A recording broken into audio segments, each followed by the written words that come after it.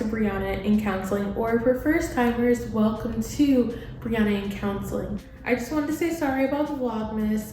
Just keep in mind I am a grad student and this is my first break since spring break because during the summer there are no breaks at all. Typically some people don't take summer classes and that entire summer is their break, whereas people that did summer, they're hopping right back into the flow of semester after semester after semester. But I only have one more long break like this until I graduate.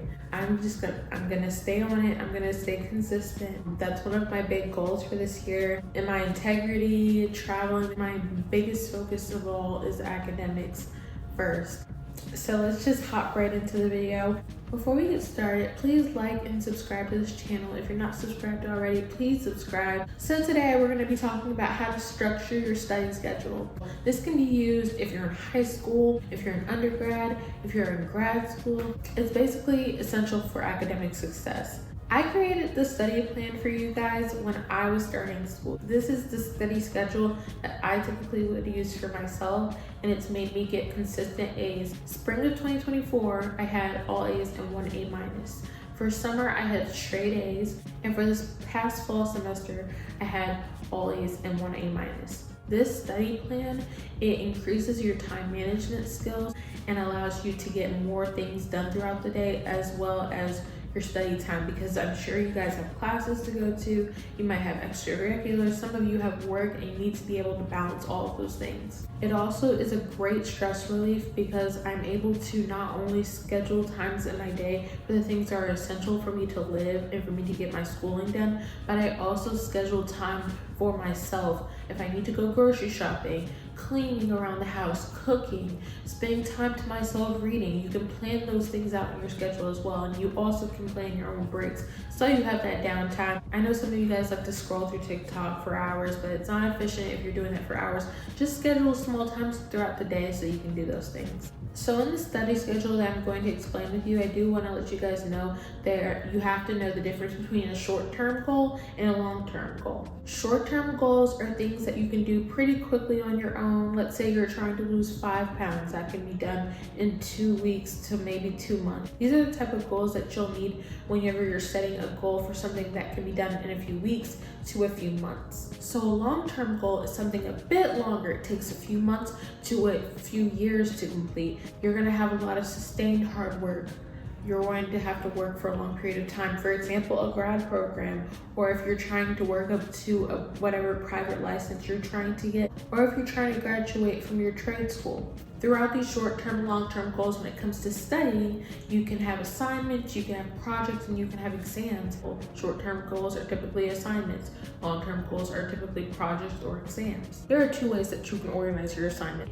You can go on Google and use their calendar as your digital planner, or you can create some sort of digital planner of your own, or you can be like me and need to write everything down physically in a planner. You're going to need a lot of planners, notebooks, highlighters, pens, and sticky notes. So I typically suggest people do this completely at the beginning of the semester so they don't have to worry about it at all ever again. It takes an hour max if you're doing your entire semester. But if you are gonna do this weekly, make sure you do it at the beginning of the week, but also don't just make it weekly. Try to make 2 or 3 weeklies at a time. You want to know what's coming up before you get there. So you're gonna break your tasks down in 5 steps. When it's assignments, it'll probably take a week. Some people can take up to 2 weeks doing an assignment.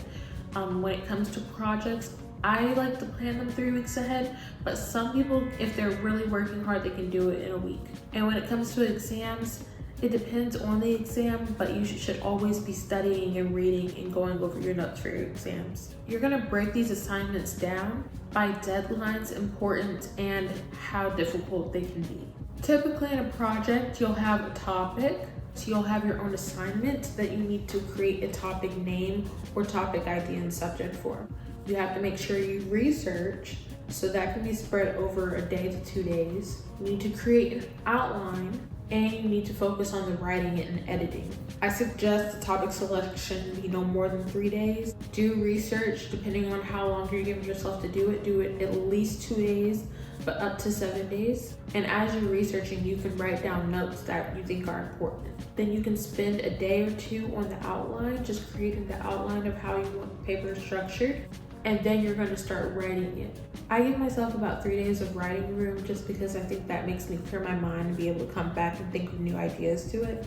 The writing is the most important part. You need to make sure that flows correctly. You need to make sure it's accurate. You need to make sure that you have correct grammar and punctuation. There are a lot of steps that go into the writing, but that also can be increased by editing because you do need to go back and make sure that it looks great, and so that you can submit it and actually get a good grade. Now, when it comes to the planner or your digital calendar, when you're creating those time blocks, make sure that you're also putting in study sessions so that you don't forget that you need to study on top of doing your assignments. There is importance in understanding the material because once you get to the internship, you're going to need to apply those things that you've learned to the outside world. Also in the planner and the digital calendar, you're going to put in meal times, exercise, rest. Make sure that you're planning accurately. One thing about school is not easy. School is not easy. So put in built-in blocks also to protect yourself from any sort of burnout. You don't want to work too hard where you're stressed out. Work hard enough and create those times for rest. So below, I'm gonna put some examples and some templates for you guys to use, and hopefully that can help you with your successes. I'm also gonna tell you guys what I'm reading. If you're new here, you don't know, but I actually just moved here to Charlotte and I'm starting a brand new life. So I will let you guys know what I'm reading, what I found at the local libraries. Libby is a great app where you can read from home and you don't have to ever go into the library. It's all digital and it works just like a real library. They'll have like maybe 2 or 3 copies and people have to place holds on books that they want. But a lot of times there are books that are just sitting there and no one's holding on to them at all. So you will find a great book in there. Also, please click the Psychology Today link and it'll take you to whatever therapist you want to find. And that is what we'll talk about in our next video. So I'll see you guys later. And remember, Breawna takes care.